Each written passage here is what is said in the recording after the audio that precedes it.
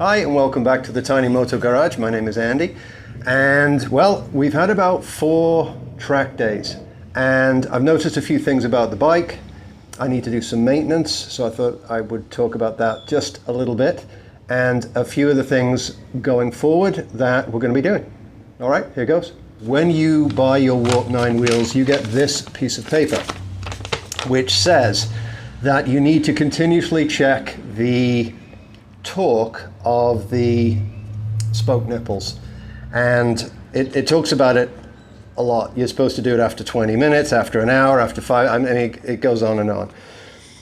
So one of the slight problems with that is you need a spoke torque wrench, and they are wildly expensive. The Warp 9 one on Amazon is around about $130. For me to get it here, it's going to end up being around $170 to $180, and I'm struggling with that kind of cost for a torque wrench. I really am. So there are other ones. There's a Tusk one for $100, but again, that ends up being around $150 by the time I get it. So I really should get one, but I don't know. I guess I'm cheap. I'm too cheap to pull the trigger on it yet. So what I'm doing is just sort of figuring out, making sure that none of these spoke nipples have a real problem. And I invented a little way to do that, which I'll show you right now. So this is a 1/4 inch torque wrench in a vise, and it is currently set to 44 inch-pounds, which is the correct torque for the Warp 9 wheels. And here is a, let's see if you can see this, a cheapy Amazon spoke wrench. It comes in this little package right here. So you pick the appropriate one out, which is 6.8 for these particular ones. And one of the things I'm trying to do is I'm trying to figure out how much pressure I need to put on this in order to make it pop. There it is, it pops. Now that's quite difficult to gauge, so one of the things I did is I put my little finger on it and I pulled it, sort of reefed it as hard as I could, and it's kind of uncomfortable, but it goes. So basically, when I do this and my little finger is uncomfortable, I'm at 44 inch-pounds. Is it perfect? Hell no. Is it better than nothing? Yeah, kind of is. So you would think that we're on a winner. You would think that what we would be able to do is use this torque wrench on these spokes. And before you put a comment, I am aware that you can do this.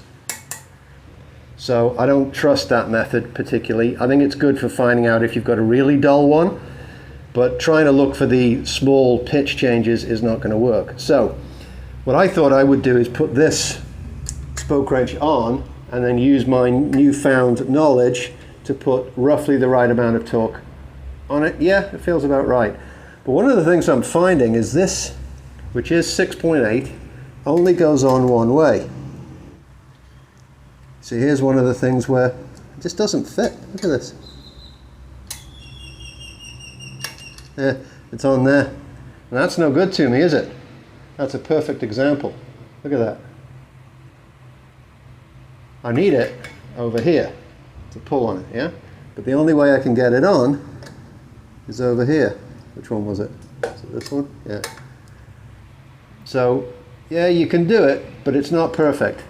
So this whole spoke tightening job is not as easy as you think it is. So I'm going to have to think about this a little bit more. If you know anything about this, by all means let me know. Okay, our next little thing to look at is the dreaded spooge. If you're not familiar with spooge on a 2-stroke, it's basically where unburnt fuel and oil comes out of the exhaust system. And you will see maybe here we've got a lot of nasty stuff. Now the other way that you know that that's a fact is because if we look at our swing arm, you can see it all on here. So that's a problem. What are we going to do about that?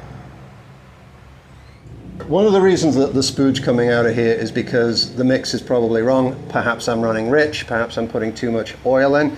Going to have to play with that a little bit to try and figure out. I have pulled the plug, we'll have a look at that in a minute. But what we definitely need to do, I think, is repack this silencer. So in the silencer there is packing. It's a fiberglass type packing.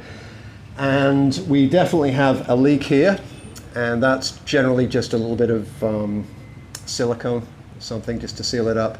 But while we're in there, we're definitely going to repack it. My suspicion is it's going to be really bad. We'll find out. And I have bought, again on Amazon, because it's one of the only places I can get things, this, which is FMF packing. It's not tremendously expensive, so we're going to give this a go, try and repack that exhaust. Hopefully that's going to take care of the leak. It won't take care of the fact that the spooge going in there, but it's going to make everything sound better. My suspicion is there's going to be a lot of oil in there, and then we'll be able to have a look and go from there. So another thing that we're doing at the moment is every job I do on the bike has to come from a tool in this box. I was lucky that I had a few duplicates of tools. Not a huge amount, but a few. I've got some basic sockets and some Torx drives, a couple of screwdrivers, things like that. One of the things you always need on a two-stroke is a 21 millimeter wrench for the plug. So what this is doing, if I only use this toolkit in the garage, I get to figure out what I'm missing. So let's get the plug out, have a look at that, and then see kind of how that's looking.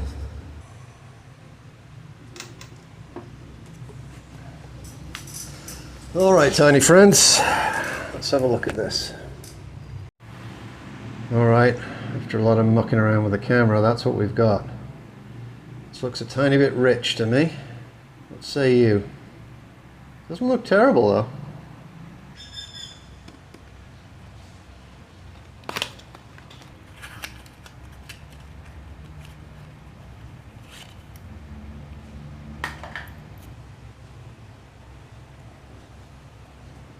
Point 8.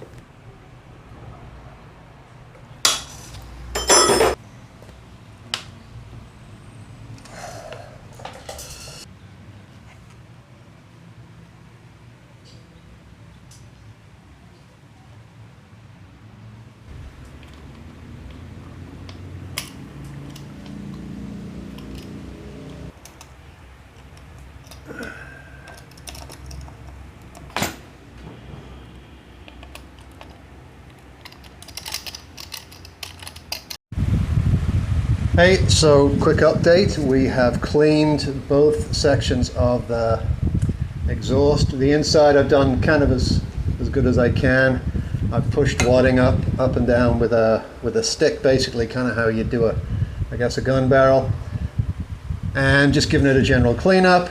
And then this inside section, these parts here were really kind of closed, so I used this P0 Phillips, which is a perfect little reaming out tool, and then I gave it a good wire brush, so I'm pretty happy with that. And then this section here, which slips inside, this had loads of oil and it was just grubby. So what I did is I threw it on the polisher, which is a light grit, actually deburrer. It's very light, but I just did it very lightly, and it's brought it up pretty good. So I'm sort of happy with that. So now we're going to wrap this with the FMF glass fiber and put it all back together. We're going to put some high temperature silicone right here, and then we should be good to go. It's done. You can see here that we've got a nice seal around the exhaust. It's all gone back together. It's clean. It looks great.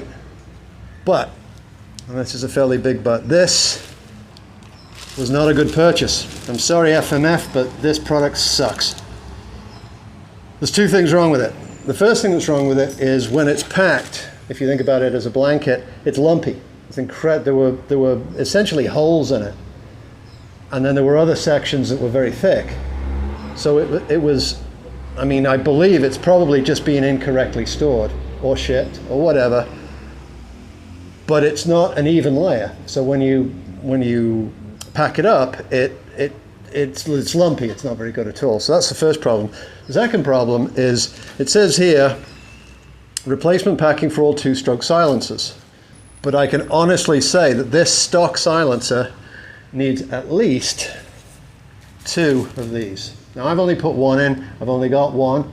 So what I'm going to have to do is I'm going to have to crack this thing open again and then wrap another one of these around the one I did in order to get it done properly, because there's nowhere near enough packing in this, and I'm kind of miffed. I realize that the FMF Shorty is smaller, and maybe for the FMF Shorty it's perfect, but for a stock one it's not. So if it's not for every bike, don't put on the package that it is, I think. Anyway, rant over. All right, one hot, sweaty mess later, and we're all done. So, check the spokes on both the wheels, check the brakes, they're all looking good.